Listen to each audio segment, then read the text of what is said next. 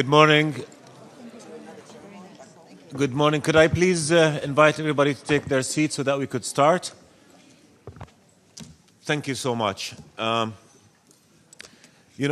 colleague from Sweden just remarked that the age of us sitting here is an indication of how much this event is about youth, and I think it is an indication that we still have a long way to go before we really get to our objective of true empowerment of our youth. But this is what it is now, and I think what we're hoping for is a situation where, really young people will be sitting here and talking to you. First of all, I want to welcome you all for coming and joining our event, and I want to recognize the tremendous efforts of our partners in putting this together, Norway, Sweden, Peru, and the Peacekeeping Support Office for the tremendous job that everybody has done to try and get us all together. As you know, the agenda of youth, peace, and security started in 2015 when our Crown Prince, His Royal Highness Prince Al-Hussein bin Abdullah, himself a young man, came to the Security Council when Jordan was a non-permanent member of the Council at the time. And he proposed that we do something real and consistent and systematic for the empowerment of youth. And as a result of that, the Security Council adopted Resolution 2250, which has allowed us since then to have youth, peace, and security as a permanent item on the agenda of the Security Council. That was a good start, and I think it is a realization of the fact that we're not doing much to harness the power of our youth in all our countries. In a country like Jordan, over 70% of the population is under the age of 30. Even a higher percentage is probably in some other countries in the region. We need to involve them because if we do not, then we'll be really missing a tremendous source of power for our future. And when we say youth, and we say peace, and we say security, I think there's a clear interconnectedness there. If we provide our youth with the education they deserve, if we provide them with the opportunity they deserve, if we allow them to have a voice in the way they run the future, I think then we'll be really laying the ground for a peaceful environment where all of us can work, all members of society can work together to do that job. So as a Foreign Minister of Jordan, it's an honor for me to say that in Jordan we really are trying to do that. We really are trying to create opportunity. We really are trying to make sure that we provide our youth with a voice in the decision-making process so that we can move forward. And you all know how difficult our region is. You all know the challenges that our region is, and you know that the first victims probably of the crises that continue, unfortunately, to haunt the Middle East are the young, because these are the people who are not having the proper access to education. These are the ones that are not having opportunity to find a good working place. And, we all speak of threats to the Middle East, and I keep saying I think the biggest threat to the Middle East is right now, as we speak, about 13 million kids of school-going age are growing up without access to proper education. So that is the challenge that we have, and that is the challenge that we need to meet if we really are to invest in a future of peace and security. Invest in youth, provide them opportunity, provide them education, and we can move forward. My dear friends, as you know, as a result of Security Council Resolution 2250, the Secretary General has mandated to carry out a progress study on the youth's positive contribution to peace processes and conflict resolution. The full version of the progress study is on your tables today, and I want to, before getting into discussing it, just to thank Mr. Graham Simpson, who along with the advisory group of experts have produced a document that will be an important reference for the work that is yet to come. We aim to facilitate a substantive and fruitful discussion that would guide us forward on the basis of the recommendations in the independent progress report. I would like also to give a big thank you to my dear colleague from Norway, Foreign Minister Annie, has tremendous work they've done, and they have financed this project and contributed as generously as they always do to the facilitation of the work that led the author of the progress study and his team and made it possible to have the study before us today. So thank you so much. And it's, it's always between you two, we always get things done very, very, very effectively. So again, I just want to say that our experts have carefully considered the study and have exerted every effort to analyze and make use of its recommendations. We have a multifaceted and wide-range study, the result of a face-to-face consultations conducted with a total of 4,230 young people from different regions and nations.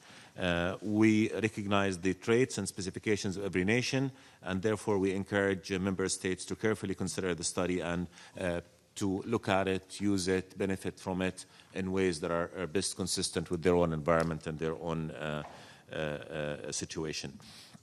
I don't want to take much more of your time. I just want to say that, again, meeting here this year after we met last year is another indication of our collective commitment. I hope we can continue to work together on that. I hope the study will provide the basis of, now that we've done with the study, maybe we can move into the action phase and start really agreeing on steps that could have an impact on enabling us to carrying out that agenda. So again, I thank you so much for your being there. I thank my colleagues, and now it is my role to moderate and to give the floor to Ms. Maria Menendez, the Senior Advisor on the policy. Ma'am, the floor is yours. Thank you so much. Thank you very much. Ministers, Excellencies, ladies and gentlemen, I thank the member states co-hosting this event, Jordan, Norway, Peru, and Sweden, for convening this important meeting. Just a few months ago, the Security Council dedicated an open debate to youth, peace, and security, during which we heard the powerful testimonies of young women peace builders. Exactly a year ago, in the margins of the General Assembly, we gathered here to launch a group of champions of youth, peace, and security. Since the adoption of Security Council Resolution 2250 in December 2015, we have witnessed the youth, peace, and security agenda taking central stage in our discussions on building and sustaining peace. It has brought us the clarity to see that young women and men are, should, and will be front and center on questions of peace and security, not just in the future, but already today as key actors and contributors to peace initiatives around the world. The independent progress study on youth, peace, and security that is being presented today in its full version to member states marks a critical milestone in our common knowledge and understanding of how and why young women and men contribute to sustaining peace. I congratulate the lead author and experts who brought us this unique piece of research based on an extensive and innovative consultation process that offers a model to be replicated for future UN reports of this kind. Importantly, thanks to the study and its recommendations, we now have a blueprint for taking the youth, peace, and security agenda forward in a concrete manner. The key takeaways from the study are clear and in 3 words: investment, inclusivity, and partnership. First, we need to invest in the capacities, agency, and leadership of young people. This is not a matter of charity, but the right thing to do. Secondly, we need to include young people, not as a token, but as a key actor. And thirdly, we need to partner with young people and with others to make this happen. This seems simple, but yes, this requires us collectively to fully embrace a shift in power. Thankfully, we have an example to follow. The Women, Peace and Security Agenda, initiated by the Security Council 18 years ago by Security Council Resolution 1325, is a foreshadow of the youth peace and security agenda in many ways. It lays the evidence base on the link between inclusion and more sustainable peace in the long run. It also gives us lessons and practice we can build on. Ensuring an inclusive process where no one is marginalized and where young women in particular have a meaningful voice and leadership in decision-making is key in achieving our common goals. We also need to recognize the groundbreaking work at the local level of many young peace builders in conflict prevention, building and sustaining peace, and injustice. And the study demonstrates this work can be strengthened by providing the political, financial, legal, and social means to young people's initiatives so that they may fully reach their potential to contribute to peace and security in their societies. Inclusion of young people and investing in them starts with expanding the avenues for young women and men to take part in decision-making processes at all levels. For that to happen, we must foster trust between decision makers and the youth. We must ensure children and youth grow up in a world where political inclusion and participation, good governance, human rights, and the rule of law are the fundamental basis of our societies. A world where equality between women and men is a reality, not a rhetorical aspiration. We should ensure that we provide opportunities for the youth to meaningfully engage in all aspects of SDGs, sustaining peace and conflict prevention. These investments in young people through quality education, protection, livelihoods, access to services should start from the very early years into adulthood. The United Nations should lead by example. We need ourselves to ensure that we are opening up the doors of the organization to young people, to include them, to listen to them, and to work together. This will contribute to have other views and perspectives into our work, generate new ideas, and frankly, be more open to innovations and new technologies. Earlier this week, the United Nations launched its strategy on youth. Peace and resilience building is one of the 5 priority areas of this strategy.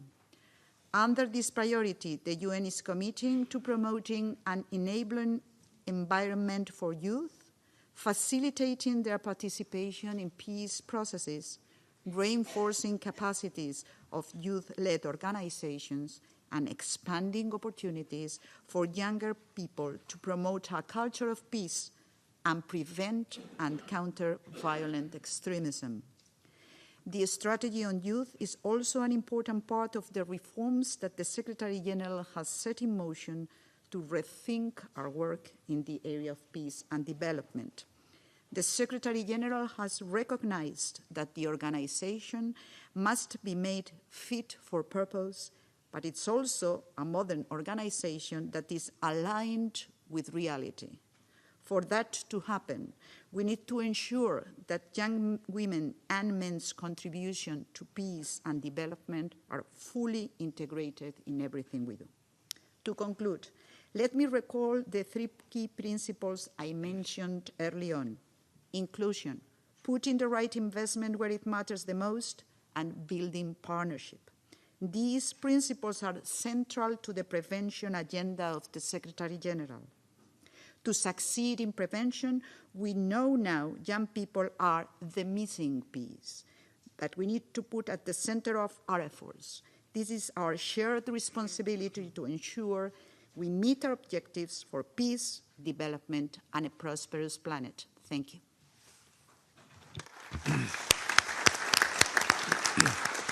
Thank you so much, Menendez. And now it's my honor to give the floor to the Foreign Minister of Norway, and the floor is yours. Thank you. Thank you very much, Ayman. Ladies and gentlemen, dear colleagues and friends, I want to, first of all, thank my co-host from Jordan, thank Ayman from Peru and from Sweden, and I also want to thank Anna Maria for her remarks that I think were very good. I want to extend a warm welcome to all the youth representatives joining us today. And the independent progress study that we have here, that most of you, I think, have on your desks now, it provides a very good starting point for our discussion. And in recent years, the idea that frustrated youth cause violence has often been used to explain conflicts. And the report questions this and also other common beliefs and frames our discussion more correctly.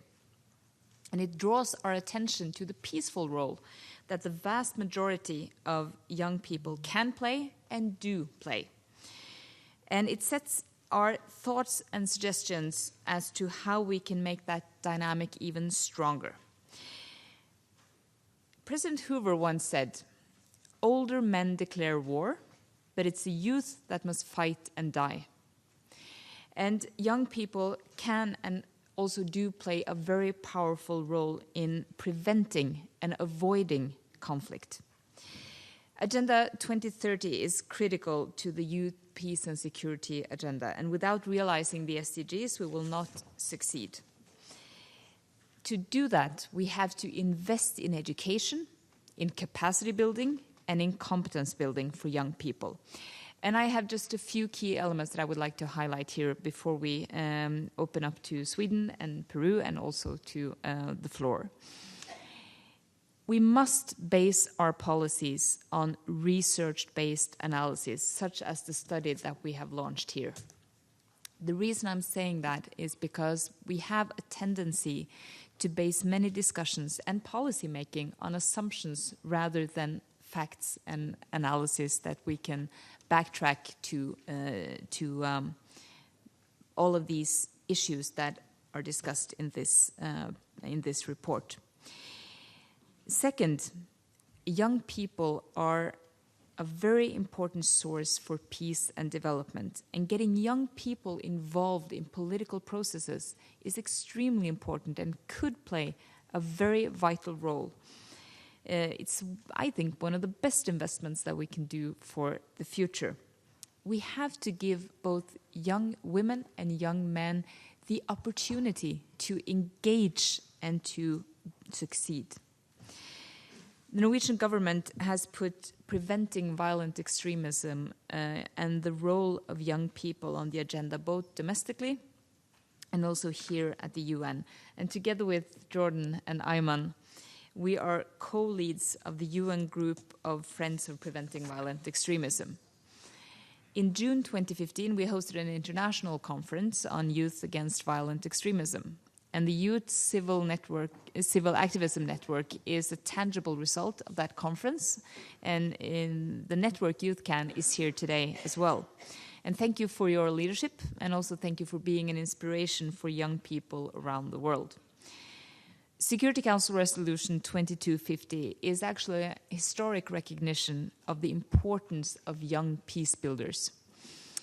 And I have to say that this morning I was downstairs in the UN shop and I bought a tiny, tiny, tiny UN blue t-shirt with a UN logo on because my cousin is having a baby in about 3 weeks' time.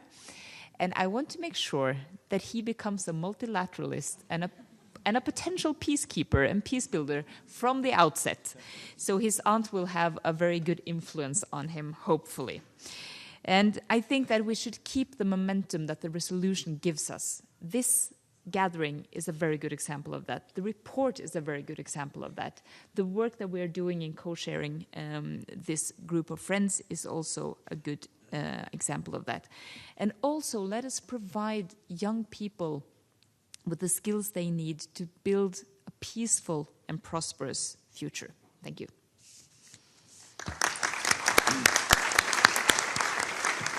Thank you so much, Annie. And now we have the Deputy Foreign Minister of Sweden. Annika, please. Looking forward to Thank you so much, Thank you. Ayman, and thank you for this opportunity. And since Ine mentioned her T-shirt, I have to mention that I became a grandma in June, and I also bought a similar one to my grandson. Today is Friday. In Sweden, since some months back, a young girl, Greta, 15 years old, her last name is Thunberg, has gained worldwide attention for her school strike to encourage political leaders to deal seriously with climate change. Greta has been sitting outside our parliament during the electoral campaign, and I believe she has inspired followers in many parts of the world. Her mission is to make more people realize the urgency of climate change. And of course, you cannot be on school strike all the time. So now, every Friday, you can find her outside the Swedish parliament, and you can find her in social media under the hashtag Fridays for Future. And she shows how you, an individual with a lot of support from friends, can actually make a difference when it comes to advocacy and knowledge building. I'm certain that the young people who are here today from different conflict situations recognize and are very aware of the impact of climate change in your countries, because this is about your future. During our membership in the Security Council, one issue that we've raised insistently is the linkages between climate change and conflict. We've argued that the UN needs better capacity to analyze and assess climate-related risks, and of course also to take action. One example is the Lake Chad region, and it's clear there that natural resource scarcities caused by climate change influence livelihoods for local communities. This, in turn, increases the risk for recruitment to Boko Haram and other violent groups, and we all know what this means for young girls in that region. I would like to invite young and the youth organizations who are represented at this meeting to remember the link to climate change when you address the issues of conflict resolution and peace building, because you really can have a great impact. Commitment and participation by young people can really make a difference, and this has also guided our membership of the Security Council. We're proud that the Resolution 2419, a complement to Resolution 2050, put forward by Sweden and Peru, gained extensive support of member states. Actually, 75 countries co-sponsored this resolution. And it marked our collective determination to ensure youth to play their rightful and necessary role in the Council's work and in building peace around the world. It's now essential that we keep momentum and build on this important work already achieved. Young people's participation and leadership is crucial in promoting a culture of peace, of inclusion, and dialogue. And as I said, special attention should be paid to the inclusion of girls and young women when involving young people in peace building. We worked on the Women, Peace and Security agenda and managed to get language on women's participation in peace process into almost all mandates and resolutions of the Security Council. Now, the task is to do the same with the participation of young people. And I challenge ourselves on the Security Council and the incoming members to take this on very, very seriously and build on what we see as the three elements that need to be there for women in the 1325 context and for the youth in the 2050 context. It's about rights, it's about resources, and it is about representation. In Sweden, we have a tradition of supporting young people to make them play their rightful role in politics, in democratic institutions. And since the adoption of the Resolution 2050, we've also been inspired to use this experience in our peace-building efforts. We're involved in Liberia together with the Peacebuilding Commission, and there we worked to see to it that job creation and networking for traumatized people that have lived through many, many years of war will actually bring them into the center of society, and it is our hope that young people in war-torn Liberia will help push their country in the right direction and avoid relapse of conflict. Speaking about violent extremism, let me also mention another important undertaking by the late Kofi Annan, who really saw the importance of bringing young people into the political work. And the Kofi Annan's Foundation projects on young people dealing with risks for violent extremism is really laudable and worth support. And can I also mention what we actually achieved yesterday for the young people and older as well, all the Palestinian refugees in Gaza, in Jordan, in Lebanon. With the withdrawal of funding from the United States, we saw a big crisis looming with the risk of closing healthcare centers and schools. And with relentless work, we arrived at a very good support for UNRWA that will make their important work to continue in the coming half year at least, and then we will have to make another effort. Again. Well, we were able to bring together 120 million, 122 now. It's still growing. Thank you, Belgium. Thank you.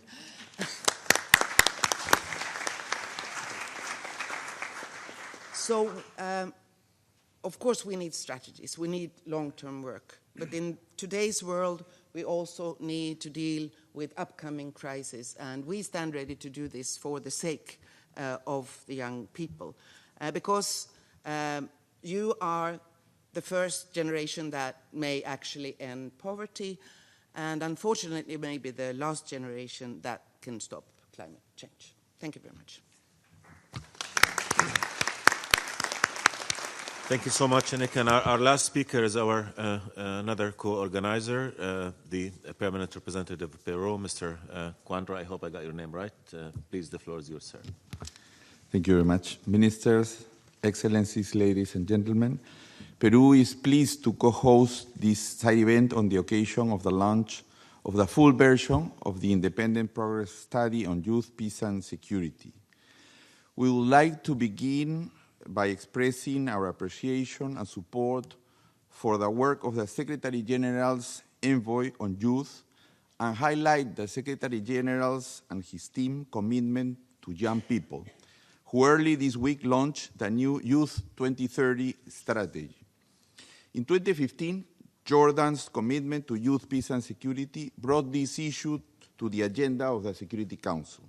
Adopting Resolution 2250, this landmark document requested the Secretary General to carry out a progress study on the positive contribution of youth to peace and security and conflict resolution. We welcome the fact that this independent progress study reflects the voices of thousands of young people from all over the world. This study has a clear message.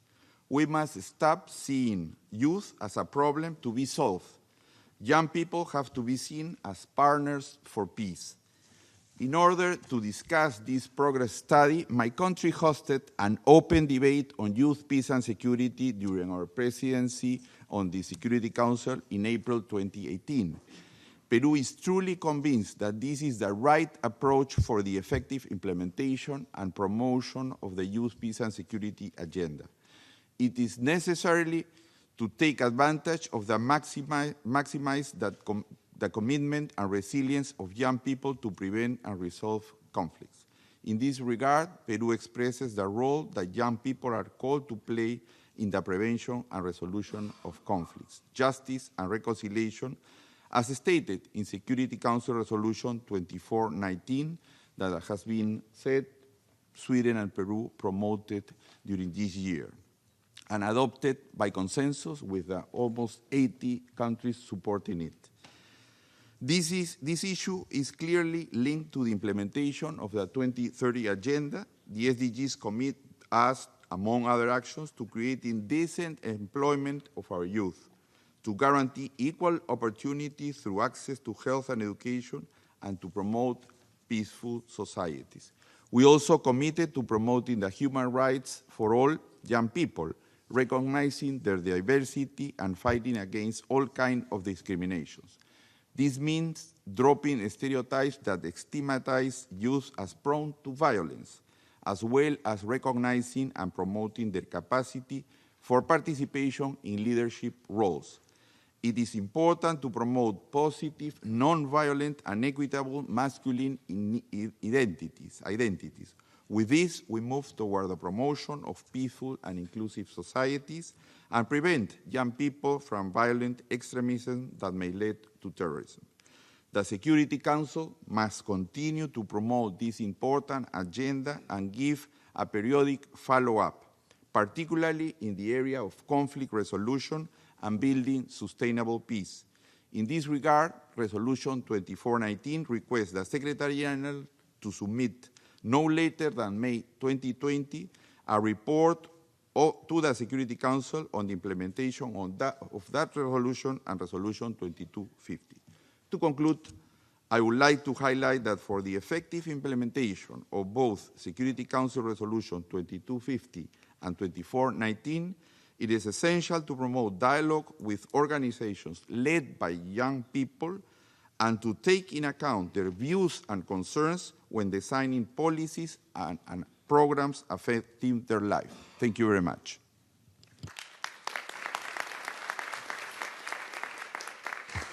Thank you so much, sir, and thank you to all our dear friends and colleagues, co-organizers.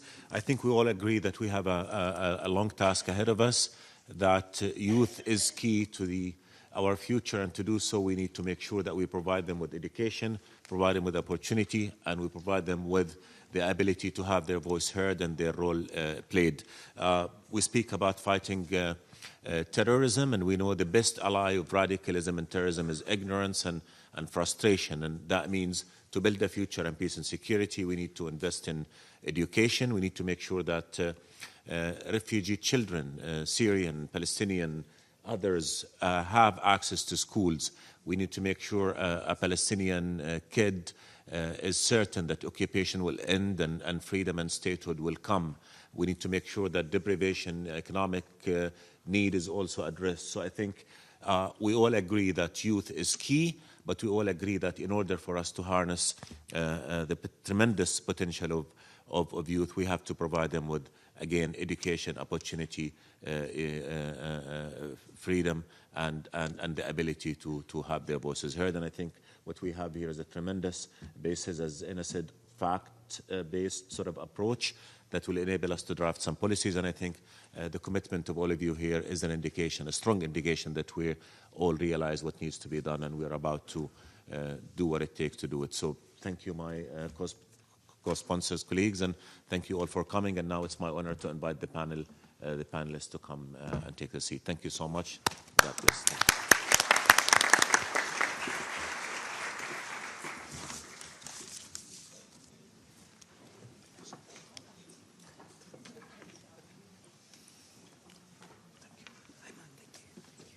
So now we start the next process.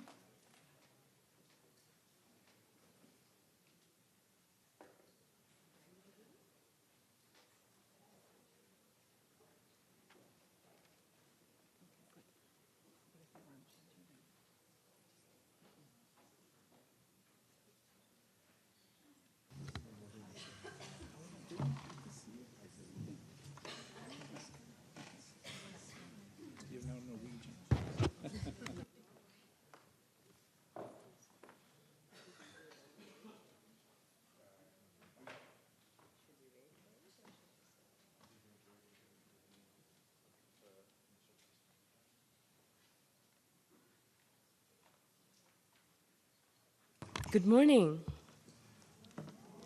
Good morning. That's the spirit. So I have had the honor of becoming the Secretary General, the President of the General Assembly, and Jordan in the same week. So I'm more than happy. I'm so honored to be here today to moderate this amazing panel. We have heard about young people building peace from our first panel. Who is ready to hear from young people who are building peace?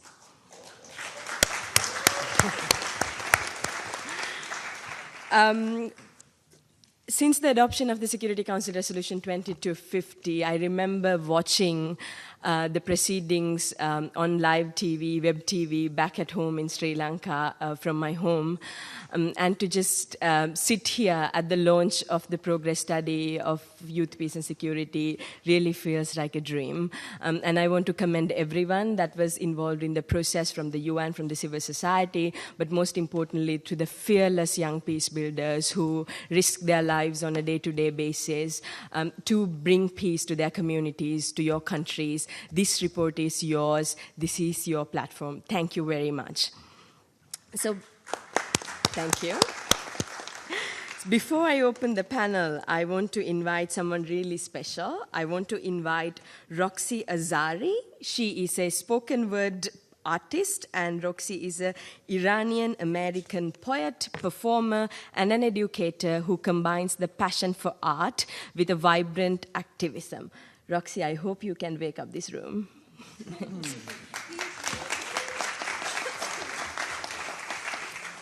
Thank you, thank you.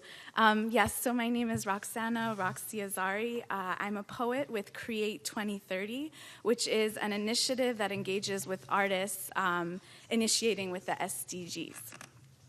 And so this piece was written actually as it was inspired by the research that we're here speaking about today. There are 1.8 billion young people in the world. That's 1.8 billion understandings of conflict, 1.8 billion advances towards peace. Yet we still all live like we have this planet on lease, like we are not interwoven with future generations, like our wars were never something our youth were born into, foregoing that oppressive systems are inherited, hand-me-downs of an othering narrative, pigeonholing our youth born into conflict, naming him savage, uncivilized, violent, naming her oppressed, victim, silent, naming them uncompliant. As if one general brush is vibrant enough to capture an entire generation without bias. As if this framework isn't already rooted in violence. Exclusion is still exclusion even when it's done in silence. Our youth are demanding your alliance. Born and bred into systematic hate, yet so many young people continue to create change makers, peace builders, leaders of glory. So why is it that we rarely hear these stories? I know a young woman who created a soccer team in a town where girls were forbidden to play.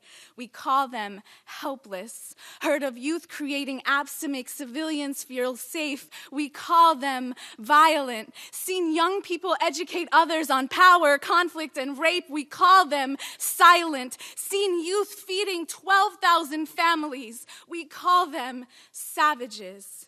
Seen women leading revolutions, revising educational institutions while tackling supremacy at its roots. Seen young people organizing systematic reboots. Seen youth reduce violence while organizing their communities to have their basic needs met.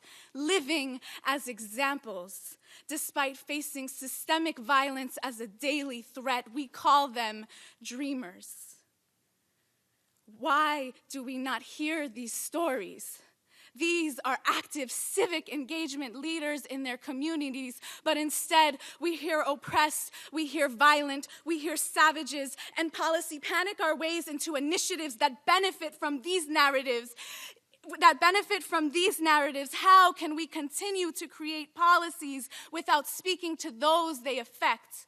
superimpose views without gathering intellect. Don't patronize our youth for losing faith in systems that were never intended to protect them. This is more than number counts on your desk ends. These are young people's lives. If they can die for their countries, they should also be able to fight alive. Exclusion is still exclusion, even when it's done in silence. How we frame these problems plays a huge part in this violence. We have active civic engagements fighting for conflict cease. It's about time we stop treating our young people as the problem, as opposed to partners for peace. Thank you.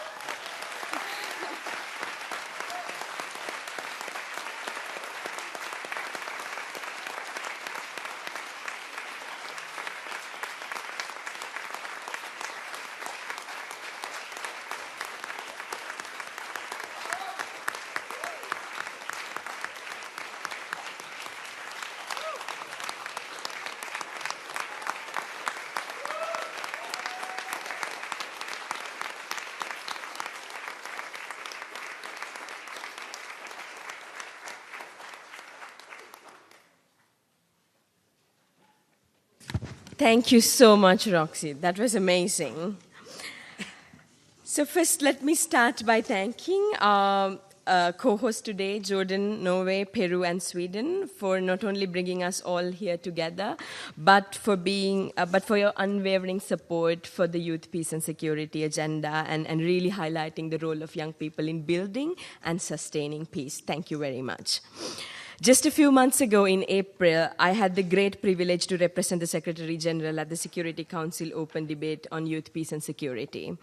During this debate, we heard 73 statements from member states reflecting on the need to change our narrative about young people, to steer away from hard security approaches that frame young people as a threat, and to invest in young people's organizations and initiatives for peace. Just a few days ago, Monday, in this same room, the Secretary General launched the new UN strategy on youth, which offers a renewed vision and commitment to young people and includes youth, peace, and security as one of the overarching priorities for the UN system.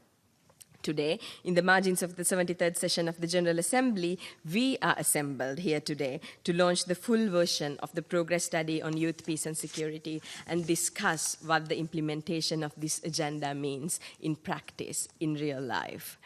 Let me quickly introduce the panelists. I know I introduced the panel as a youth panel, but we also have Graham in the panel. Who, by the way, qualifies to be young. Graham Simpson is the lead author of the progress study on youth, peace, and security that you heard about this morning, and he is also the U.S. director of the International Peacebuilding organization, Interpeace. Then we have Christian Leke Acheleke. He is from Cameroon and the Pan-Commonwealth coordinator of the Commonwealth Youth Peace Ambassadors Network, a network that brings together young people from across the Commonwealth to promote peace, respect and understanding and prevent violent extremism. And on my right, I have Dejan Bojanic, is the Vice President of the European Youth Forum, the platform of the National Youth Councils and international non-governmental youth organizations in Europe. And then we have Ilwad Elman. She's the director of the Elman Peace Center and one of the members of the advisory group nominated by the Secretary General to guide the development of the progress study. And in the corner, we have another young person, Oscar Fernandez Toranco. He is the Assistant Secretary General for Peacebuilding Support. So my first question goes to Graham, who was behind the progress study that we are all launching today. Graham, in 5 minutes, if possible, please tell us what are the recommendations, what are the most important recommendations that are coming out of the progress study? So it's not possible in 5 minutes. I encourage you all to read the recommendations. They're very clear and really would be helpful for people to do that. Let me begin by just adding my thanks to Norway, Sweden, Jordan and Peru for this event, and particularly for the leadership of Jordan in carrying this beyond just your role on the council with the support for 2250 beyond that. Also to shout out to Jay Atma and to your predecessor, Ahmad Al-Andawi, because I think the youth envoys have demonstrated in the last week that they're rocking the universe. My instinct in answering your question is to say, you know what, ask Roxy, because she just did it. She just said exactly what the answers are. That's the privilege, frankly, that I've had over the last 2 years in a participatory, inclusive process in which we heard this kind of eloquence in youth voice, youth expression. The study is a representation of that voice, of that agency, and of the leadership that young people represent. We still talk too much about what we can do for youth. What this study reflects is what young people are doing for us. Not can do, not will do, are doing. This is really the power of this. And so it's really important that we recognize that the recommendations in the study that talk about inclusion and inclusivity are reflective of a process that tried to model it, that tried to say, actually, we can't reproduce the exclusion we're trying to deal with. 280 focus groups in 44 countries, 7 regional consultations, 20 country case studies. This was about cultivating young people's voice and participation. So the first thing we need to do and recognize, and one of the key recommendations, is that we have to address the exclusion of young people. We have to build on this inclusion, and it doesn't stop with the study and the process. This can't be an extractive exercise. What's most important now is to recognize how we need to extend this, that young people need to be critical in defining the priorities and the goals. Young people need to be actively involved in assessing progress.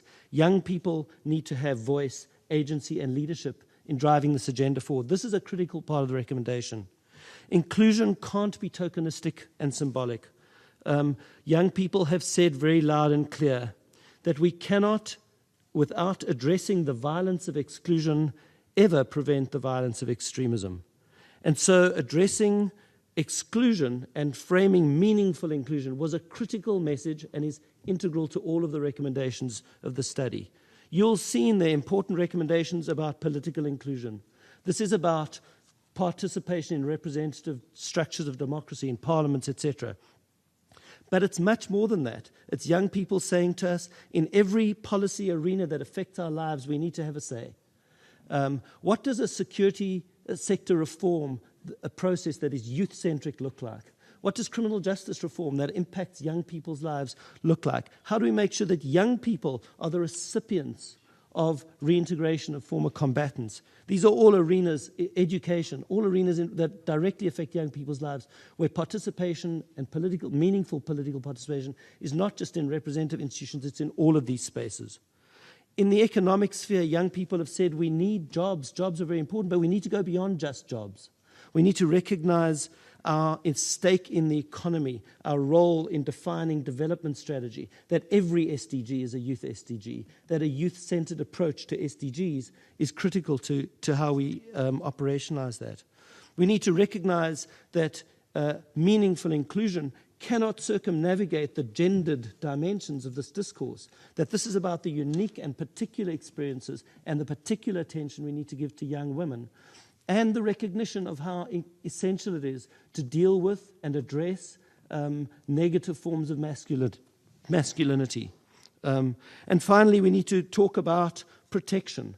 The protection of young people, not just from direct harm and violence, but the protection of their spaces for organizing, for participating, yes, for peaceful dissent and protest, for creative innovation in peace building. We need to make sure that we cultivate and protect these spaces. What the study does is it says we have a huge opportunity. Young people who are working across different phases of conflict, who are working from the local to the global level on building peace, who are working across different typologies of violence and conflict. These young people offer us an amazing space to invest in the innovation, resilience, and resourcefulness of young people's peace building. This investment is an absolutely indispensable part of what we need to do going forward. It's time to start investing in the resilience and resourcefulness of young people's actions rather than treating them as a risk. It's absolutely essential that we aren't engaging with young people only because we see them as a threat of future violence. This is counterproductive. So lastly, I would say this is all about the partnerships that young people forge on the ground that we need to replicate in our own systems. That we need to start to learn to work with youth-led and youth-based organizations as critical partners to building peace. We need to recognize civil society as essential partners in these endeavors. And we need to recognize the importance of bringing young people into the center of UN practice. You, of all people, know this better than anyone. Young people are not a threat or a problem. They are the most important allies in building peace, in achieving development, and in sustaining human rights. They are at the heart of sustaining peace. This does require some seismic shifts. It means we have to move from remedial action that is prioritizing hard security to thinking about preventive action that is prioritizing young people's resourcefulness and resilience. It means we have to create new societal norms, practices, and accountability that enable young people to claim this space. 1.8 billion young people, Roxy said. We need to stop just talking about young people because they're a large number. We need to translate this demographic dividend into a peace dividend. That's what we mean when we say young people are the missing piece.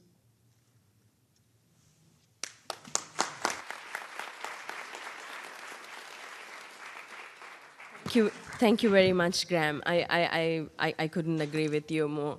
I had the opportunity to kind of skim through the study last night, and when I visit countries or when I speak at forums, I always get this question: why are young people attracted to violence, or why are young people attracted to extremist movements? And then there's no really one answer to that. It is a complex question that needs a holistic answer, a holistic approach. But there are two things that I noted in the study which really kind of woke me up. The first one was the emphasis that almost all the young people who spoke to you during the consultations raised, which was the growing mistrust between young people and political institutions, mainly due to lack of accountability and lack of transparency. And to all the politicians who are in this room today, to all the ministers, to all the policymakers, I really hope that you keep this on the back of your mind, not only when we talk about youth, peace and security, but in generally talking about the advancements of our societies when we are talking about sustainable development and peace. Having said that, I want to now turn to Ilwad, who is actually practicing these concepts, these theories, these activities on the ground in Somalia. Ilwad, the floor is yours. Yes, well, my question to you is tell us a little bit about the work that you do in Somalia, and also how your role in the advisory group kind of helped you do your work on the ground, but also how is your work on the ground helped your role as an advisory member? Wonderful. Thank you so much, Jayatma, for that kind introduction. And before I do answer your question, I also want to echo Graham's message of gratitude to Norway, Sweden, Jordan, and Peru for your leadership and support for the development of this report, for the resolution, and really backing this initiative when many have not stood up as much as you have. This support that you've displayed has actually resulted in the United Nations taking an extraordinary leap forward in its engagement with young people.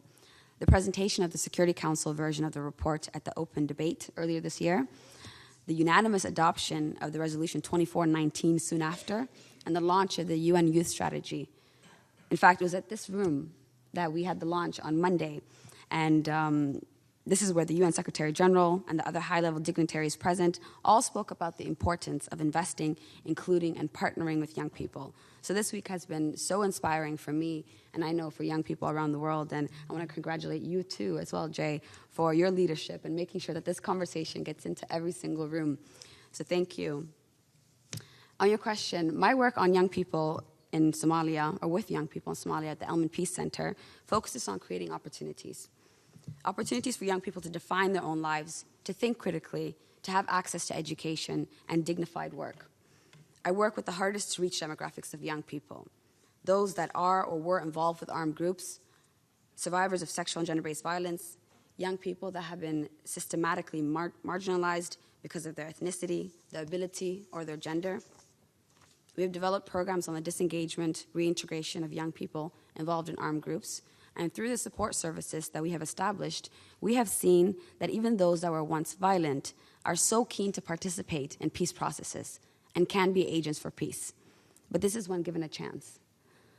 This is when an intentional opportunity is presented that allows them to share their ideas, that leverages and respects their lived experiences and does not discriminate against them. And when I was appointed by the former UN Secretary General to advise on the progress report and to support the lead author, Graham, in writing the study, what I had hoped to bring to the table is the voices of these young people, to ensure that when we say leave no one behind, that we actually mean that. In that pursuit of ensuring that young people were really heard in this report, not only from Somalia, but around the world, I facilitated consultations around the world with young people to hear from them directly on what they consider to be the priorities, what their actionable recommendations would be for the implementation of this resolution. This has, of course, produced significant results for the report, but it's also shaped me. It's shaped me as a young person working in the space of peace and security. The journey of the consultations and hearing the frustrations of young people globally in their attempts to build peace, but having so many barriers, made me feel less alone. It made me feel that I had a global community of support in this plight of chronic and systemic exclusion that we shared. But it also created a new form of resolve in me, ensuring that this report reflects and debunks all of the assumptions about us. On ground, it also helped my work with regional and federal level governments in Somalia. What I heard many times, actually, was that if the UN Secretary General trusts you to advise on the priorities of young people in peace and security at a global scale, then perhaps we can give you a shot as well. And that's what representation and inclusion of young people at all levels does.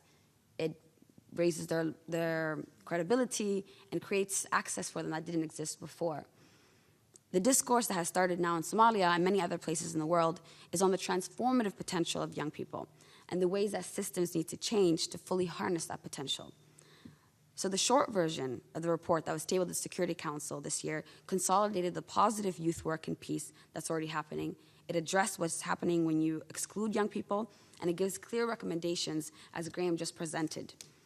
But for this report that we are launching here today, the resolution and any of it to make any significant impact in my work, as you had asked, what has this done to actually impact your work, is that we need you to invest and commit and to read and to immerse yourself into the recommendations that we put forth. The investment is not only financial, although at the Security Council we did ask for $1.8 billion, and that is $1 for every young person. That's not enough, but it's a good start. But in addition to financial support, what we are asking for is more investment in sustainable participatory programming for young people, and to take on new policy approaches that concretely support youth organizations, their movements, and networking in peacebuilding. I encourage you to fully immerse yourself in this report. This is a reflection of the voices of young people on ground. They don't have a fancy wish list of what it would look like if they had the opportunity to be involved. It's concrete, it's actionable, it's tangible. And this is helping you do the work that you are already committed to. So I believe the question at this point we should not ask anymore is, do young people want to get involved? Are they interested in building peace? We've laid out how to get involved. And now it's your turn to act. Thank you.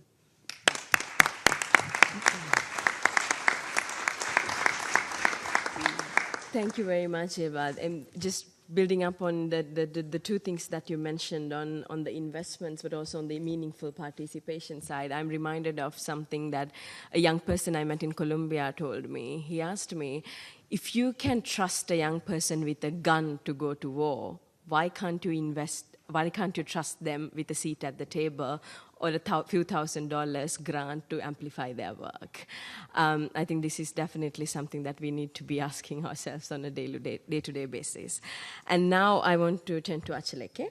I first met Achaleke at the Commonwealth Youth Forum earlier this year, and you told me something very interesting. You told me how you got access to your government in Cameroon. So what Acheleke did was, he will tell you more about it, but basically to take the resolution 2215 to his hands and go to his government and knock on their doors and said, look, the Security Council recognized us as peace builders. Now it's high time as the national government that you open your doors to us as well.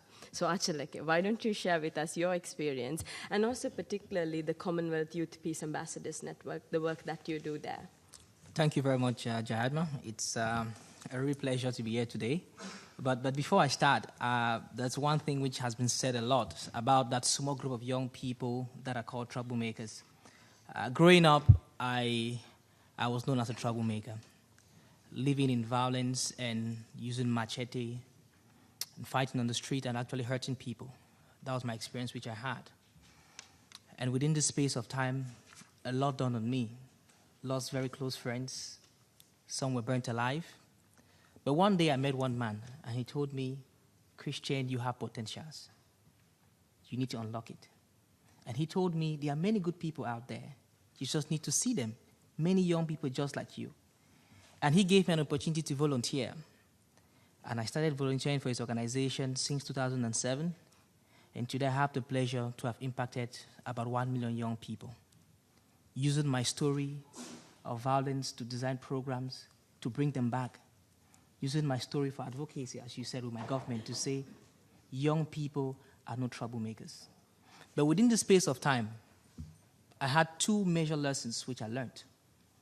That the truth is, it's a very small group of young people who are actually involved in violence, because I was there. I didn't read it from any book. We're quite very small, but because we were not given an opportunity to become better, no one was there to hold our hands. And that's why mentorship resonated in my mind. And I told myself, I cannot rest. I cannot leave my past to destroy my future.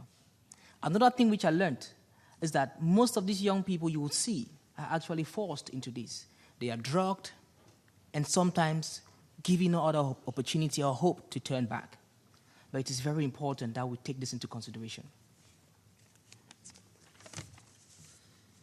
Today, I'm very excited to see that the whole youth peace and security conversation is gaining so much ground. And as Jay said, in my country, it has been one of my greatest wishes. Because growing in local community and influencing policy at global level, the only thing I could tell myself that for me to blame and say we have policies every day, but it does not get to local communities, I should carry it there. And that was one thing I told myself, and had to use everything possible to make that happen, which the first one of my story. The second was mobilizing evidence from the ground, because advocacy could never work without evidence. And the third, the recognition I had. I was fortunate to be recognized by Her Majesty the Queen of England as a Commonwealth Young Person of the Year. I used this as an entry point to the government, to tell the government, this is a young person who grew up in a community that you all know it's bad, but today I can bring pride to the country. Why not tap into this? Then they started seeing the need for such conversation to come on table. And from there, the government, and we had a conversation, and we looked at setting up the first ever National Youth Center to counter youth violence and promote peace. Something which had to put young people at the forefront to make decisions, to research, and provide solutions to the problems which they face. Because every day I tell them, if you really say young people are the troublemakers, we make 70% of the population. It means no one will still exist in that community, because we could kill everyone. But because you are existing, because everything is moving, it means it's a very small group that finds itself in this space. I'm very excited to see that all of this is happening because the UN and other international stakeholders have bestowed trust on young people. I mean, for the first time, young people were seen as ambassadors of peace and not agents of violence, something which I hold very dear to my heart. We now have a UN Security Council resolution and other policy documents, which we pray every day that these beautiful words on paper must translate into local communities. But we cannot leave that on the hands of the UN. And that's why we young people are doing everything to make sure that this happens. Now, I would like to share with you some examples of what we are currently doing. In Cameroon, we have a very challenging prison and rehabilitation system. I've seen this on hand, where young people get into prison, they become more radicalized and recruited. But as we speak today, my team and I were using our experiences to design a program which we call the Creative Skills of Peace Project. We've been able to train 300 young people in 8 prisons in Cameroon on how to become entrepreneurs. We use vocational skills training, and today we brand them as prisonpreneurs. They are doing an amazing jobs. Their products are everywhere and making a lot of impact, both in and out of prison. This is the kind of impact that we must carry as young people, even though we didn't have the support that we needed. I would also like to share what the Commonwealth Peace Ambassadors Network is doing across 3 countries so far, in Kenya, Trinidad and Tobago, and in Bangladesh.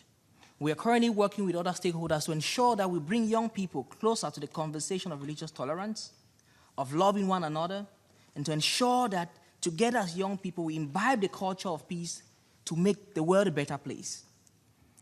And the high point of this conversation was in 2014, during the head of government meeting where you were there. We told our peers, we might be young, but we have the energy, we have the evidence. Let us stage this advocacy. We had to hold our heads of government very close. And at the end of the head of government's meeting, they all pledged to support the Security Council resolution and also to provide investment to ensure that young people do not go into violence, but should engage as peace builders in the community. Now, as the Commonwealth Peace Ambassadors Network is, it brings young people from 53 Commonwealth countries, young people from all walks of life, be it arts, music, because we believe that peace building is a collective process. And since it comes from the heart, no matter what space you are in, we can do this together. And that's why today, on the 21st of September, we launched a localization campaign to work in the 53 Commonwealth countries to ensure that we take this Security Council resolution from the top. I mean, take it from the top, young people, into local communities. I think these are some of the things that are very important. But before I conclude, Jahadma, I want to state 4 things. Firstly, we must stop. We have to stop looking at young people as troublemakers, because we are ambassadors of peace and change are not agents of violence. The second thing, we must partner with young people. We are young, and we have made it clear that we need your mentorship, we need your support to ensure that this works. Investment is very important. We can't do this without the resources, be it technical, be it financial. We need to get there. And finally, you have to think. Think and think very closely, and you would see that sustainable peace is an outcome of youth engagement. Thank you very much.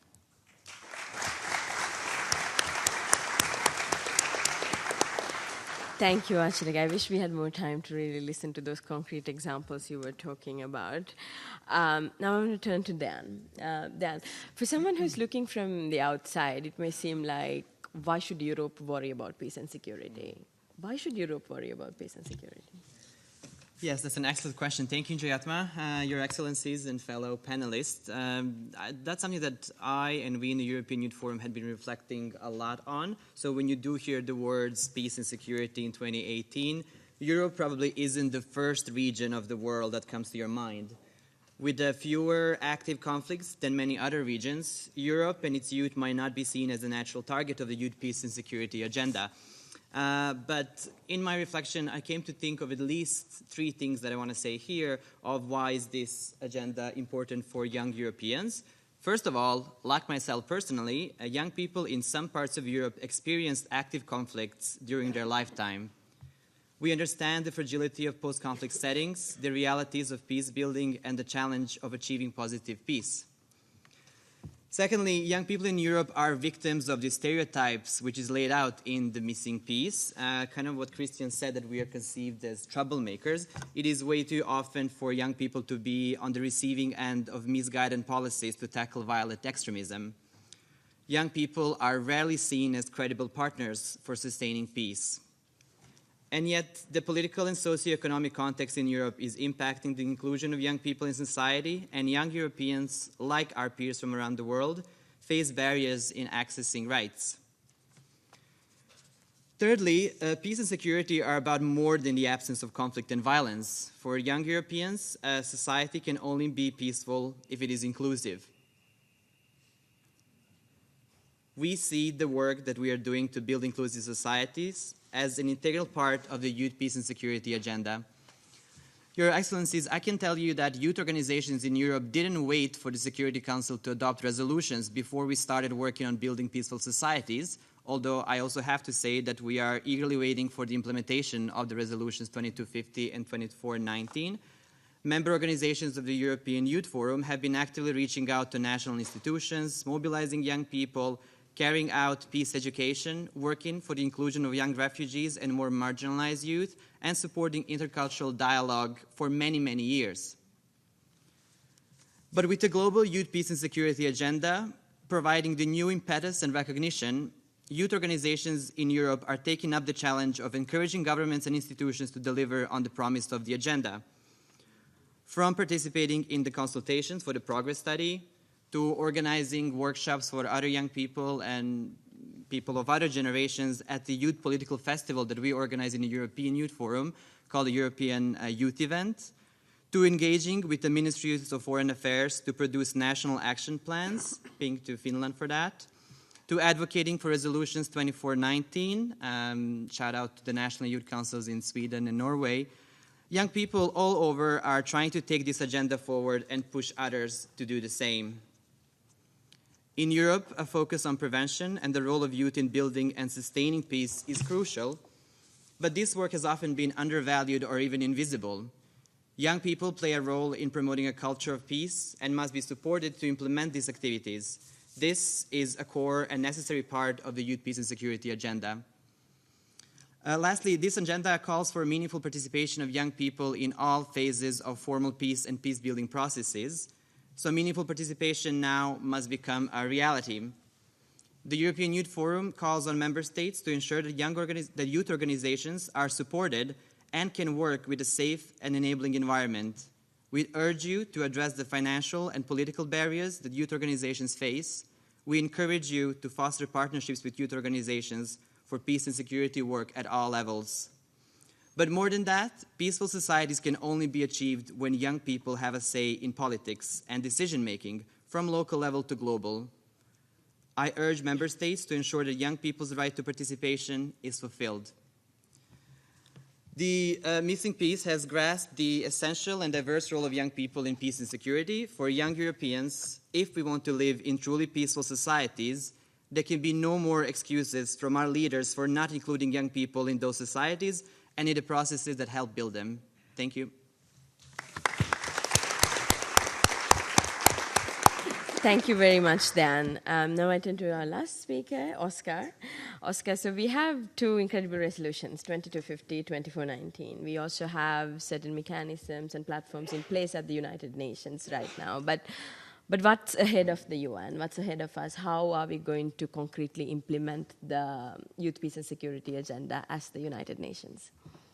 Thank you, Jadia. And let me start first by saying that the implementation of this report is already happening. I don't know if you realize how different this room looks from up here than it usually looks when I'm up here in other settings. I think the report is already delivering in that crucial aspect that this report addresses, which is inclusion, which is participation, which is your voice and agency in these matters.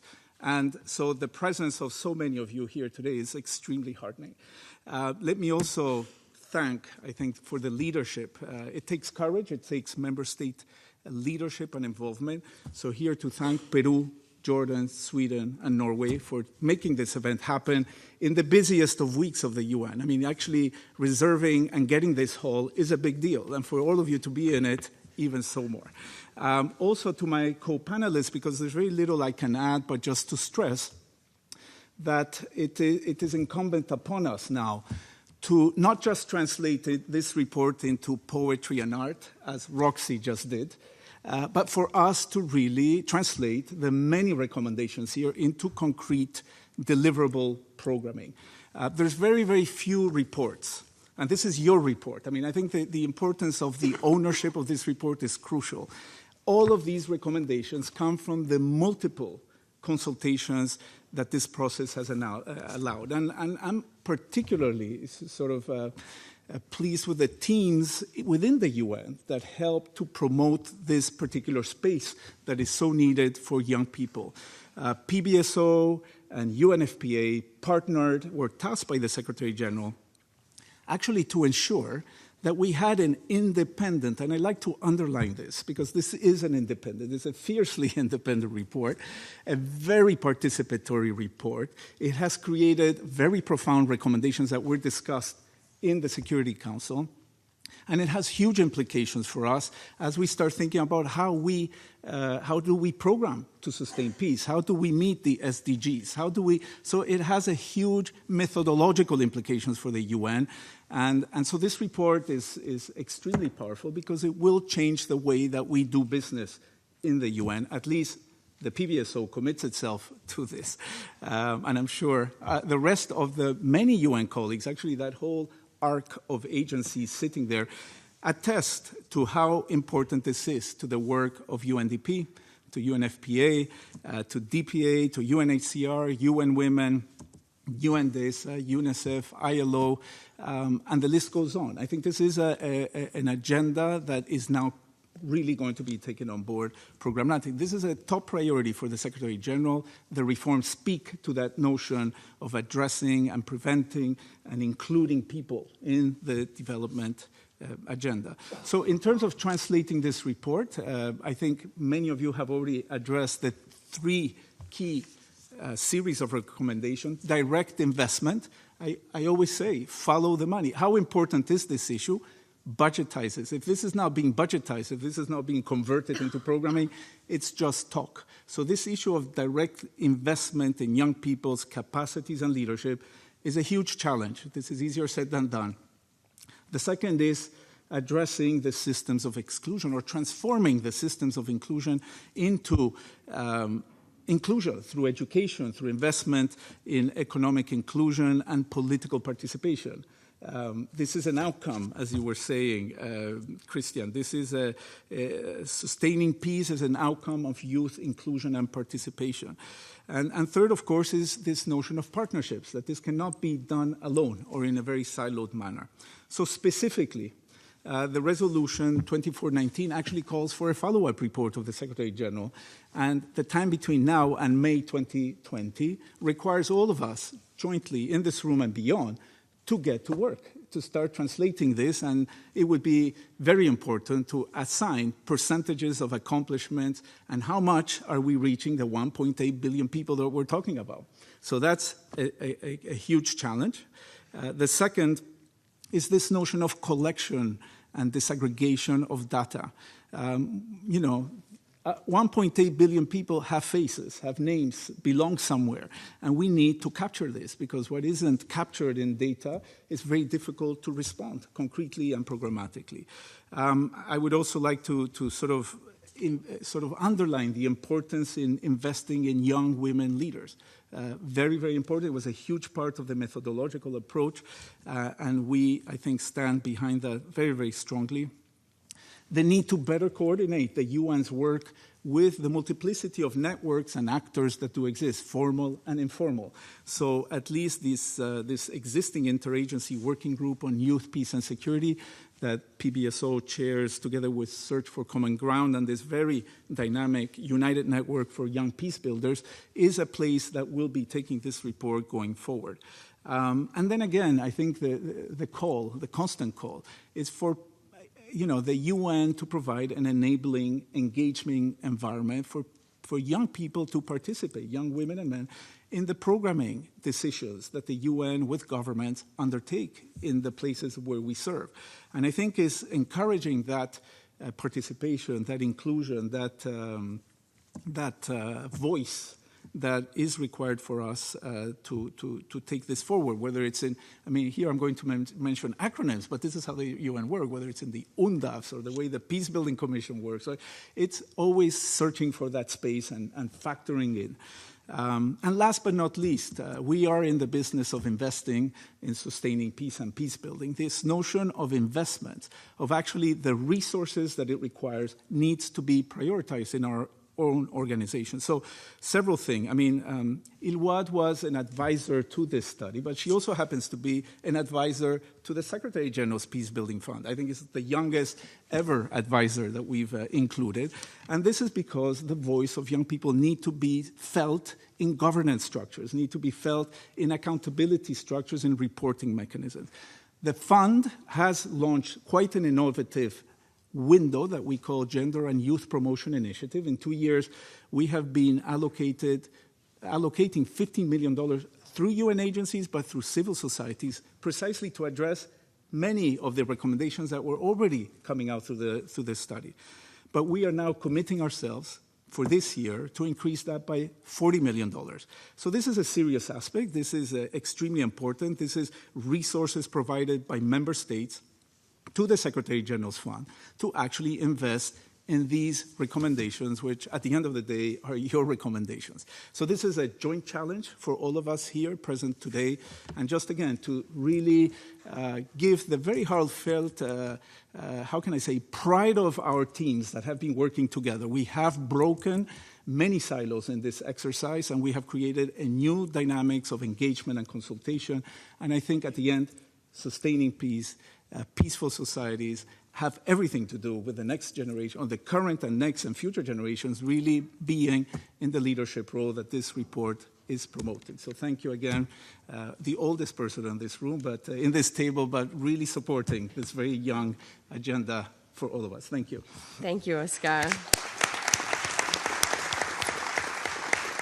Thank you very much, and we really look forward to working on the Secretary General's 2020 report, and I think we've set the bar so high this time, we cannot go below that, and we need to make sure that the next reporting cycle is as inclusive, as consultative, and as owned by young people themselves.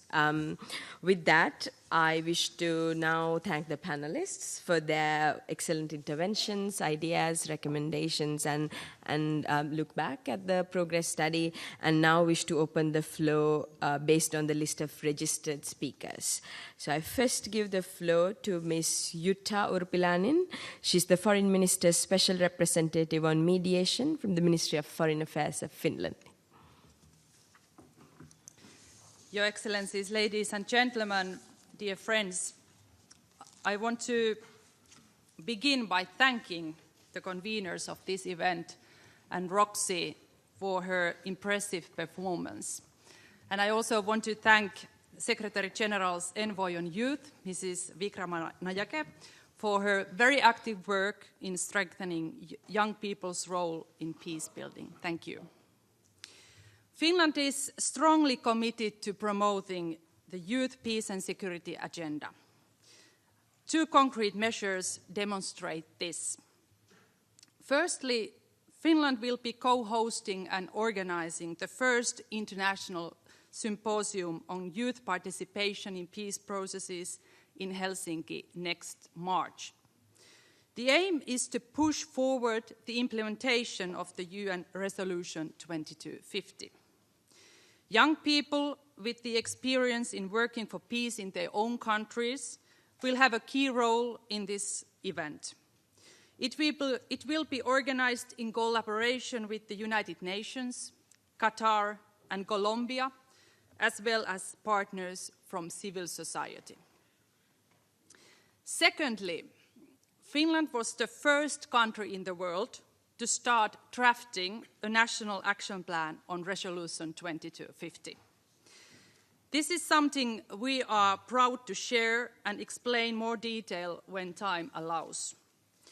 In brief, formulating the national action plan starts this autumn with consultations of young people, and it will be a joint effort by different stakeholders, such as the Finnish government, youth organizations, parliamentarians, and experts. Allow me to conclude my short statement by Kofi Annan's inspiring words. No one is born a good citizen. No nation is born a democracy. Rather, both are processes that continue to evolve over a lifetime. Young people must be included from birth. A society that cuts off from its youth severs its lifeline. Thank you. Thank you very much, Excellency. And I just want to remind all delegations to stick to 2 minutes because we are very tight on time. The next speaker, or rather speakers, are from Denmark. And we have Mr. Peter Lemman Nielsen, the Deputy Permanent Representative of Denmark, and Ms. Sara Ronning-Beck, Danish Youth Delegate for SDGs.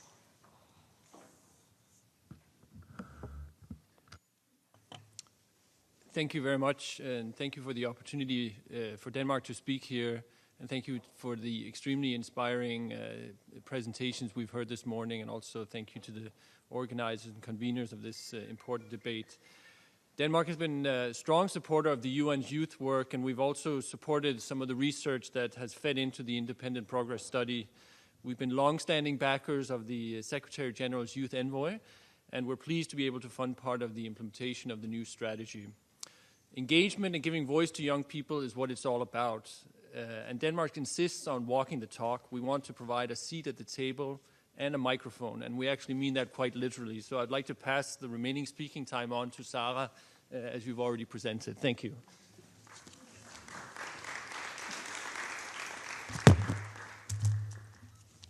Thank you, Ambassador.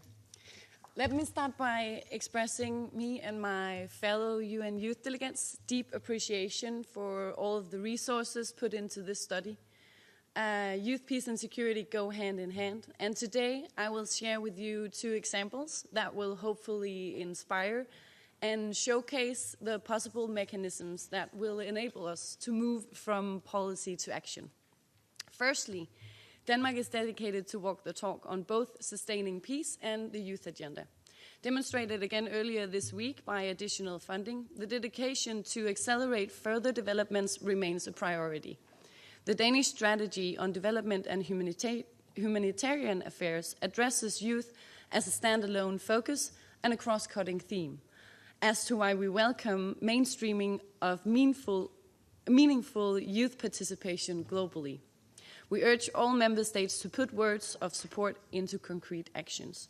The investment in young people's capacities, agency, and leadership is essential if we want to successfully create safe, peaceful, and resilient societies now and in the future.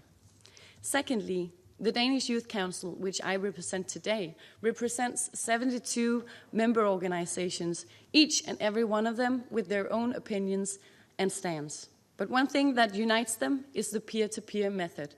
These organizations prove again and again how youth-led development equals meaningful and sustainable development.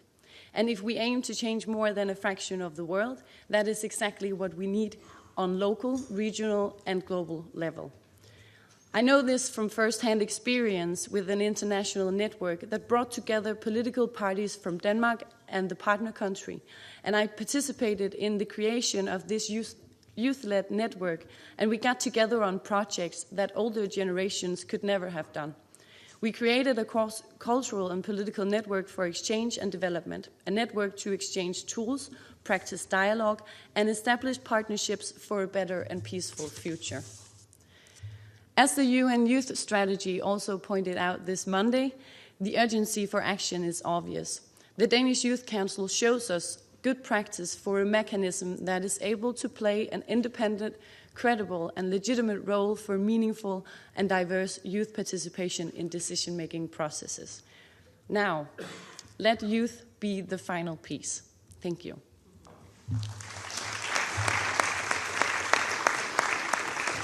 Thank you, Sara, and thank you, Excellency.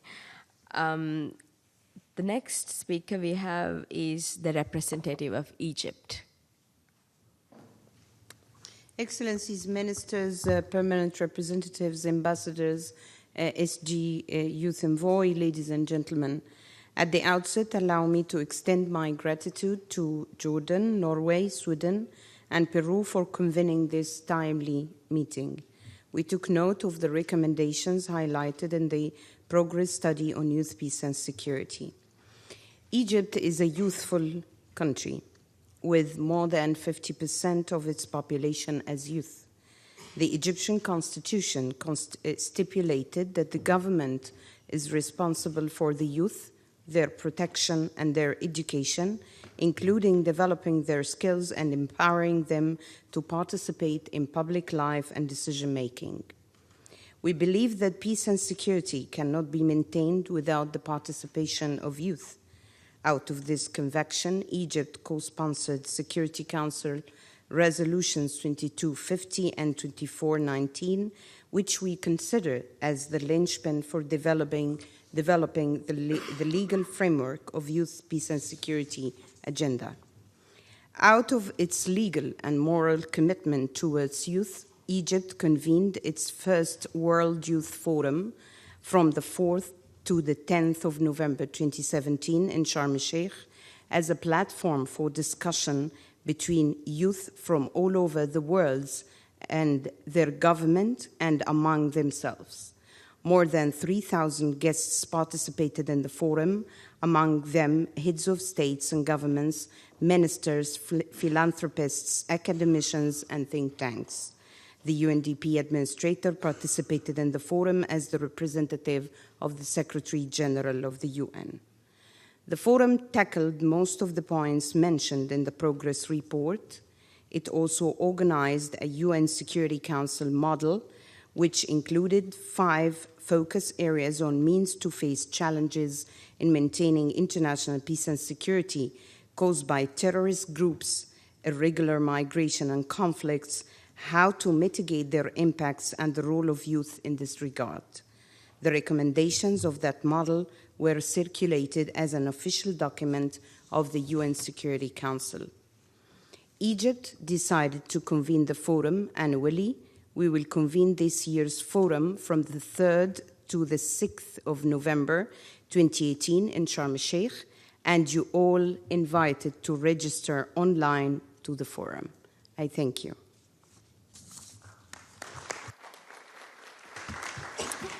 Thank you very much. Next, the floor is over to His Excellency, Mr. Yoshifumi Okamura, the representative of the Government of Japan, Ambassador for Human Rights, International Peace and Stability. Thank you, Madam Chair. Excellencies, ladies and gentlemen.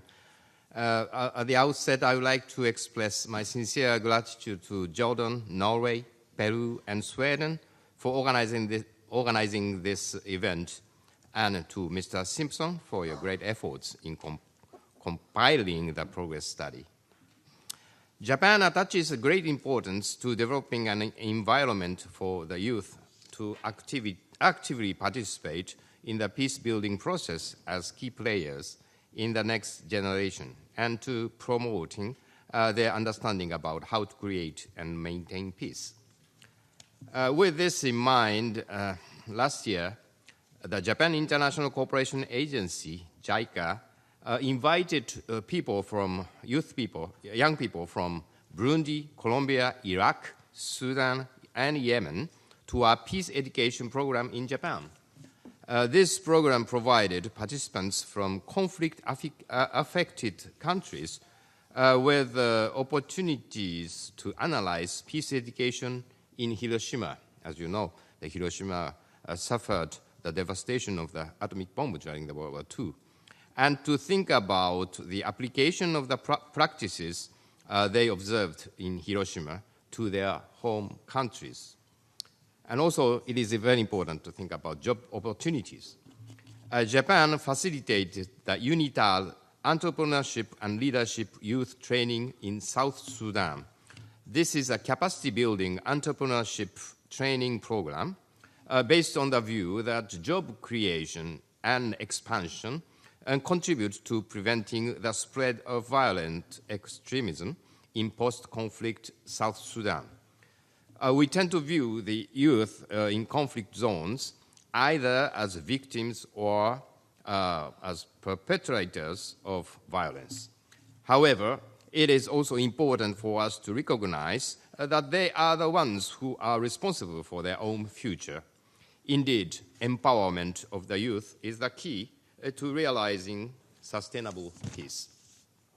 Japan reaffirms our commitment to the resolution on peace and youth, peace, and security today, and we will continue to make our efforts for providing contributions to the implementation of this resolution. Thank you very much. Thank you very much, Excellency. The next speaker is the permanent representative of Belgium. Thank you, Chair, and thank you very much to the organizers of this event. Thank you also to the panelists for their views. My delegation welcomes the importance given to the inclusion of young adults and to the positive role they can play within the processes of conflict prevention and peace building.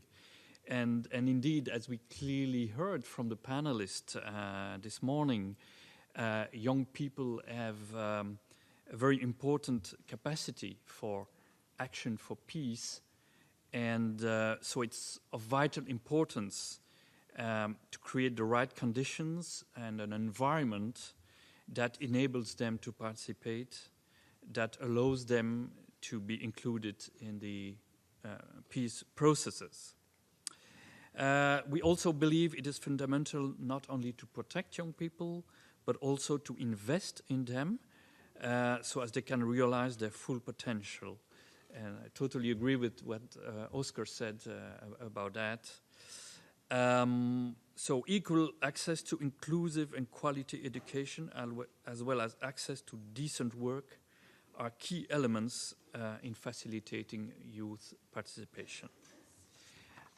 Likewise, it is essential to strengthen the skills and competences of young people in order to be resilient and to be able to bounce back when facing difficulties. In particular, when tackling radicalization leading to violent extremism, we strongly believe that it is paramount to develop and implement prevention strategies as well as resilience building tools. And that is something on which we are working in Belgium, developing programs with the youth with that objective in mind. Finally, let me announce that our UN youth delegates will organize a side event during this GA session to further reflect and discuss how to move forward with the implementation of Resolution 2250 and 2419. And we are very interested to hear their views and their findings. Thank you very much. Thank you very much, Your Excellency. Now it's my pleasure to give the floor to a great friend to the United Nations, the president of the Anna-led Mediterranean Foundation for Dialogue, Ms. Elisabeth Giger. Madam President, and thank you for your personal engagement. And to our young speakers, they were very impressive and they give us a lot of optimism for the present and the future. You know that the Anna-led Foundation is very proud to be part of this event today for the second time. And of course, we are committed to be to the partnership that will transform our pioneering report into action. During the last 3 years, we learned an enormous amount from what we have been part of, from piloting the regional consultation methodologies in Valletta, to joining the young-led forums from Amman and Johannesburg to Brussels. As an action-driven organization, the Foundation will take steps from today to launch the next stage of investment in bringing this progress to fruition at the Euro-Mediterranean level. First, embedding its recommendation in the country action plans and grant support schemes of our national civil society networks in 42 member states across North Africa, the Middle East, Europe, and the Balkans. Putting youth leadership at the heart of a growing movement for dialogue and conflict prevention, composed of many thousand, 5,000 associations, and that the Foundation is, of course, very honored to lead.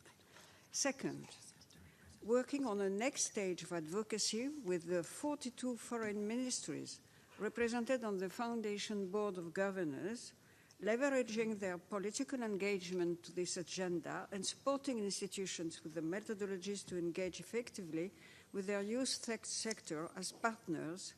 And this will also do with our close regional institutional partners, the EU and the League of Arab States. Third, and finally, to launch a first operational stage of cooperation with UN agencies, we begin today with an agreement with UNFPA on investment on youth leadership and digitally enabled youth-led space for peace and security to be expanded to other UN agencies and in close cooperation with your office, Madam President. I will conclude by underlining the centrality of the Mediterranean to this global agenda.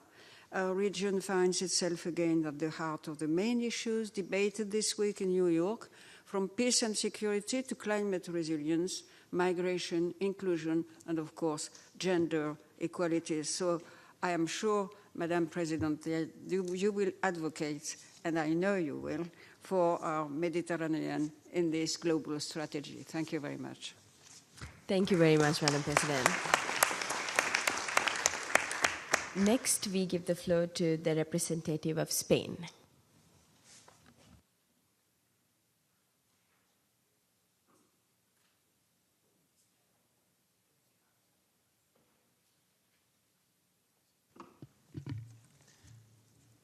Let me express my gratitude to all ministers and permanent representatives who have joined us here today, and particularly to Jordan, Norway, Peru, and Sweden for having organized this event. I would also like to thank the Peacebuilding Support Office and the UN Population Fund for their participation in the study.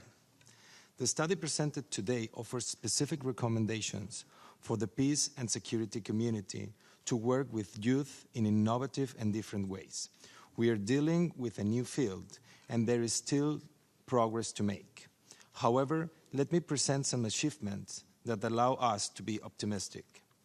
In education, we firmly believe in the necessity to protect educational institutions as spaces free of violence and free of extremism, accessible for young men and women.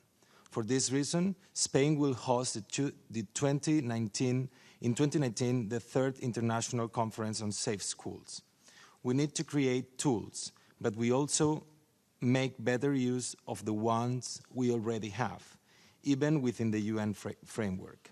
For instance, we want to enhance specific programs for youth developed by the Alliance of Civilizations, such as the Youth Solidarity Fund or the program Youth Peacebuilders. We definitely believe in the importance of creating public policies targeting young people, offering them employment opportunities and professional training.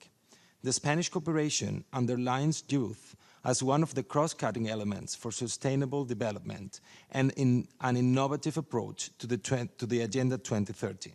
Specific programs such as the Masar program for the Maghreb and the Middle East include a youth component. But all of this won't work if we do not guarantee the participation of youth in public affairs and in the progress of assessment of public policies. In this regard, we have included youth in the assessment process of the fulfillment of the SDGs and the 2030 Agenda. Also, Spain is currently working in the implementation of the UN Youth Delegate Program, which will contribute to integrate youth perspective in the international agenda. Allow me then to conclude that there is a lot of work undertaken under the Youth Peace and Security Agenda, but there is still a long way to go. You are young and you will succeed. Thank you.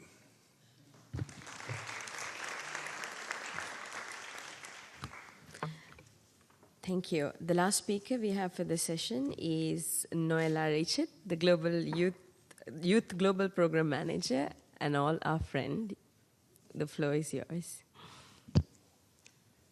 Thank you, Jayatma. Excellencies, youth delegates, ladies and gentlemen, I'm pleased to take the floor on behalf of UNDP. Allow me to join previous speakers in commending co-conveners, the Secretariat, the lead author, the Youth Advisory Group, the Steering Committee, and all young people and partners for having imagined and implemented such a unique process to deliver a hard-hitting study. UNDP has actively contributed to its development and welcomes its recommendations. We applaud the focus in particular on the need to tackle harmful stereotypes, including gender-based ones, and invest in youth capacities and agency, including through political participation. The agenda is in line with our mandate and expertise, so please count on our full commitment and support in this next phase. From the Shurel Shabab campaign to youth-led violence prevention in Central America, to the new Youth and PV Frontlines Research Initiative, to youth peace committees supported by the UN Peacebuilding Fund in Liberia, to technopreneurship projects in Sri Lanka, we already work hard to foster conducive environments for their empowerment and leadership, but we want to do more and better altogether. UNDP highly values the Interagency Working Group on young people's participation in peacebuilding, and we look forward to developing with PBSO, UNFPA, youth organizations, and others a global joint YPS initiative to support safe spaces for youth, enhance youth economic and political leadership, and develop in-country YPS coalitions and roadmaps. This would also greatly contribute to the new UN Youth Strategy launched on Monday. We thank all young peace builders who took part in consultations, for trusting us, for inspiring us, but also for transforming us in this process, and we hope that we can live up to your expectations. Our gratitude goes to Denmark, Norway, and Mexico for the support, the generous support to our global youth program, and to the group of champions for the great leadership, and thank you very much. Thank you. I thank all member states for their statements and also to the partners and UN agencies and those young people who contributed to our discussions today. And to conclude this session, I now invite Dr. Natalia Kanem, the Executive Director of UNFPA, who has been an ardent support of the Youth, Peace and Security agenda, but for young people in general. Natalia, the floor is yours. Thank you.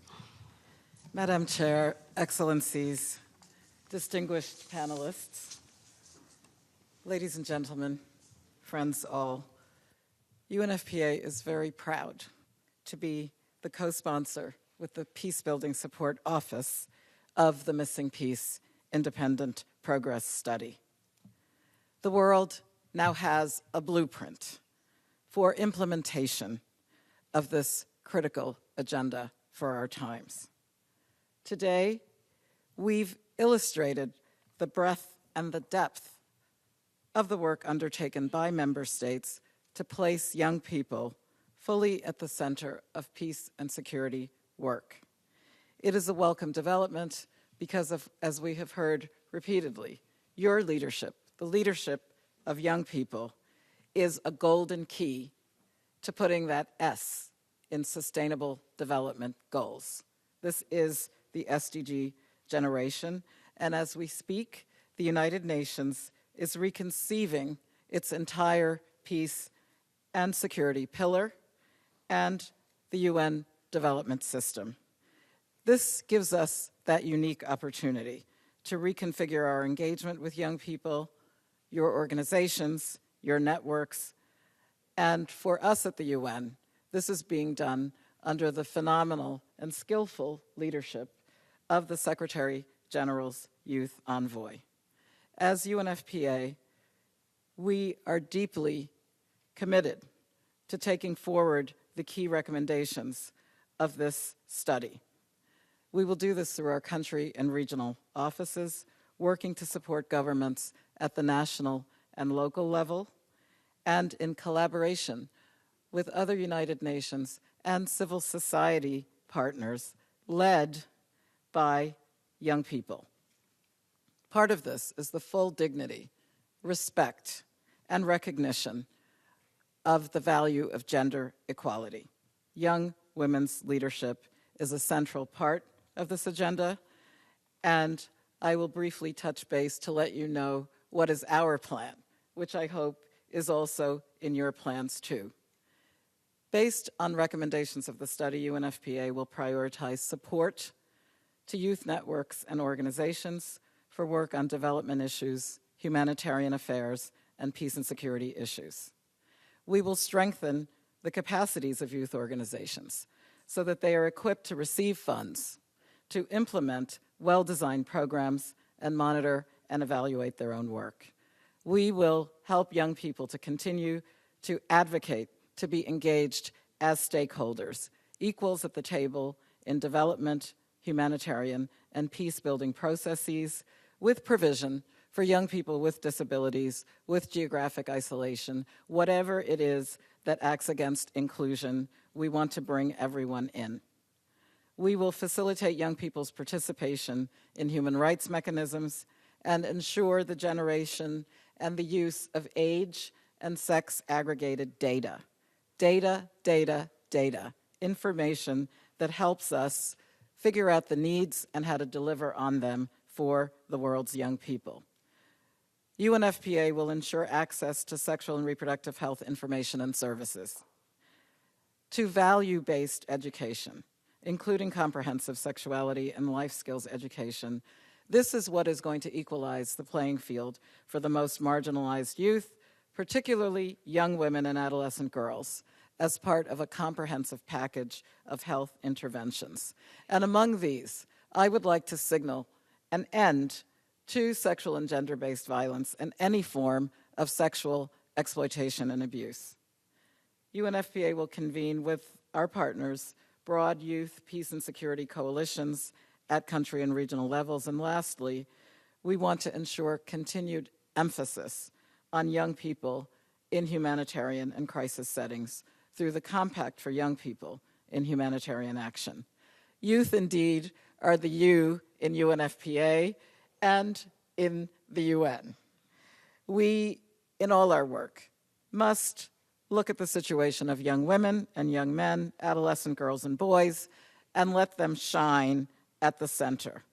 With the launch of the UN Strategy on Youth this week, during the 73rd session, we have reaffirmed the United Nations commitments to young people, prioritizing the building of peace and resilience with and for young people as one of the 5 main priority areas for the entire UN system. So let us rally behind that vision and turn it into reality.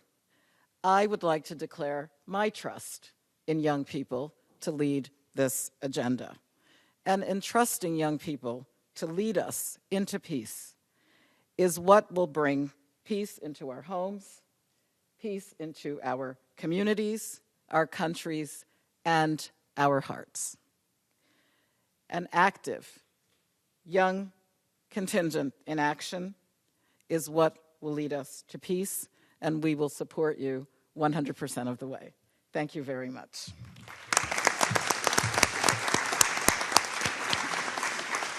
Thank you very much, Natalia. Thank you for your leadership, for your support, and as you said, for placing your trust in young people. I want to thank everyone who came here today to help this global conversation going, to keep this global conversation moving forward. But I also want to recall that on Monday when we launched the UN Youth Strategy, and Tuesday when I woke up into a number of messages and emails that came from our UN country offices and political missions who were proactively reaching out to us to say that we would like to implement the UN Youth Strategy in my country office. Some of the resident coordinators wrote. Some of the SRSGs said, I want to implement the UN Youth Strategy in my political mission. So I really count on everyone's support to implement the youth strategy, but keeping the focus on the youth peace and security agenda at the very top.